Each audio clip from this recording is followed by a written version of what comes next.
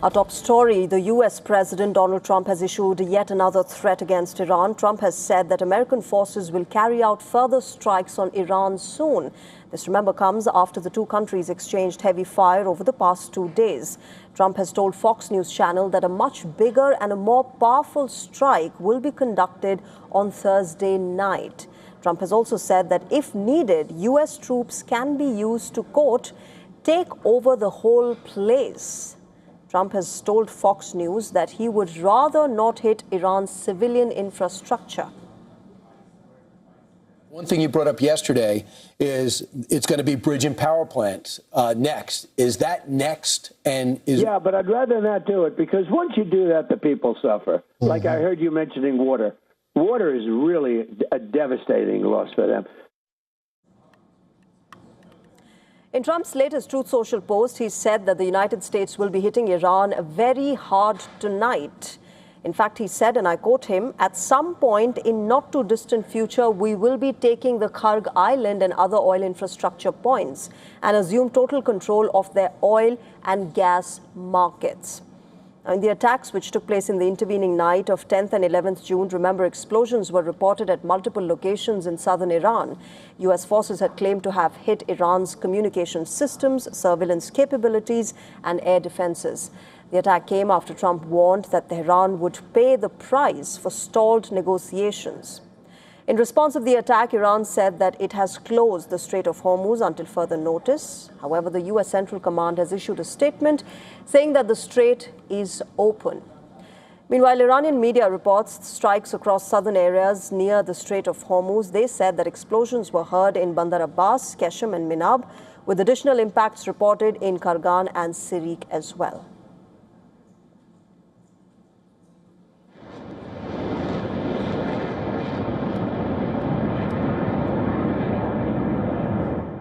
These are the latest images that have been released by the IRGC showing attacks targeting American bases in West Asia after the second wave of American strikes on Iran.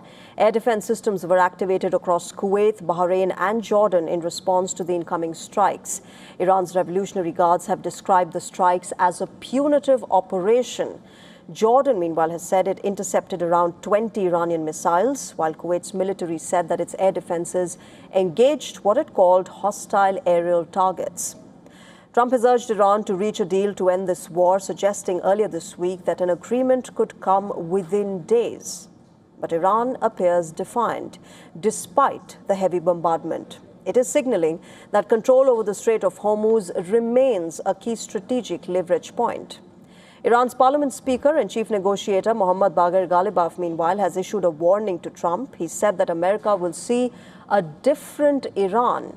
In a post on X, Ghalibaf has said, and I quote him, wrong strategies and impulsive decisions by the United States will reset the entire board for the worse.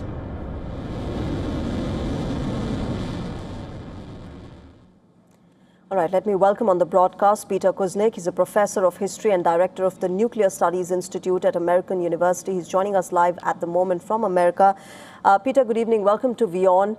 Can I start by asking you what you're anticipating in the next few hours? The entire world remains on an edge. Should we expect a massive escalation by the American forces? Or do you see this is just strategy, pressure tactic by the U.S. president to get Iran to agree to that particular peace deal that the two sides have been negotiating?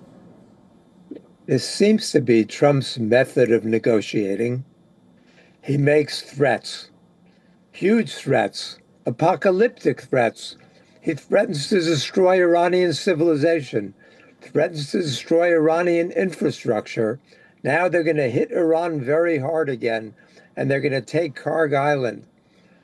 The thing about Trump is that he's unstable and unpredictable. There are even reports coming out that he discussed in at least one of the strategy meetings the use of tactical nuclear weapons, but other people there ruled it out. So anything is possible. But so far, Trump makes bluffs and bluffs and bluffs. The Iranians say, you know, we're not going to respond to this kind of threats.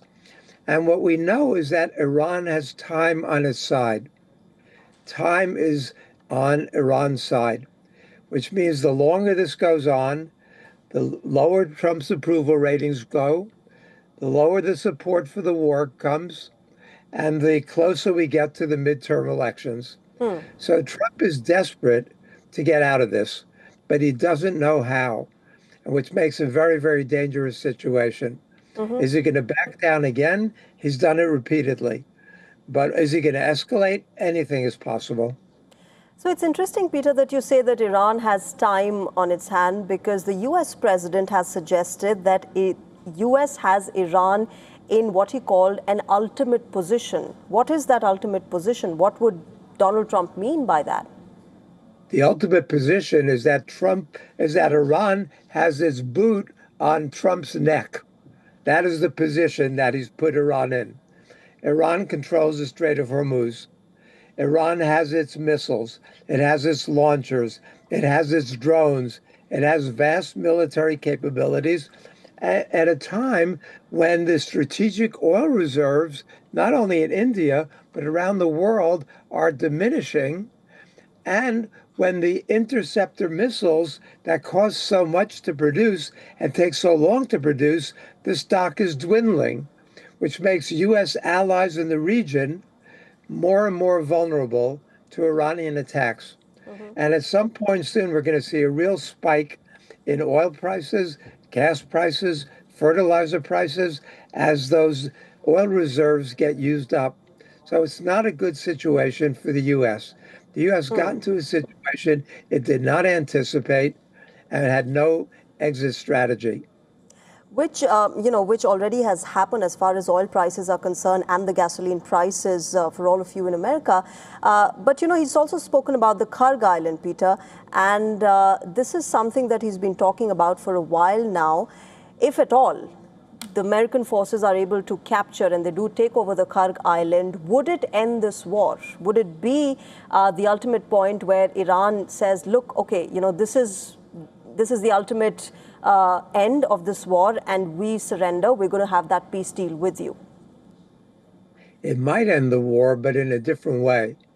If Trump does that kind of escalation, it will put U.S. troops in a vulnerable position.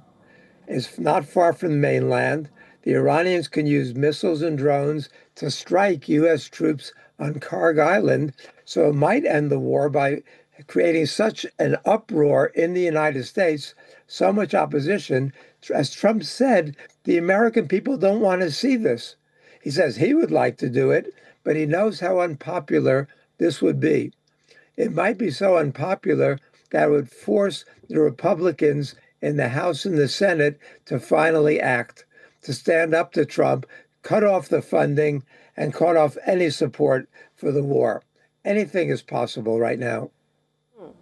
As far as ammunition and weaponry is concerned, Peter, we have seen Donald Trump say in the past that the critical weapons are still intact with American forces, even though the reports suggest otherwise. Now he's saying that the $250 million worth of weapons were used in Wednesday's strikes alone. Does it mean that, if the U.S. does decide to launch a full-fledged strike, it is going to happen in the next few hours? No, Trump is unpredictable. It could happen quickly. It could even happen as he threatens tonight, or he could back down. Trump's nickname in the United States is Taco. It means Trump always chickens out. The problem is that Trump doesn't always chicken out. He often chickens out, but sometimes he strikes, and it could be stupidly, like the original attack on February 28th, because Netanyahu pressured him into doing it. But what you have to remember is that all of the reasonable and informed, intelligent advisors have already left the Trump administration. And what he's left with are the likes of the Hegseths and the Stephen Millers and the Marco Rubios. You have these people who are really not qualified. And for diplomats, he chooses Witkoff, a real estate agent, and Kushner, his son-in-law. What we're seeing is amateur hour, which is very, very dangerous potentially because Trump is being told certain things, but he's also being encouraged to be as aggressive as possible.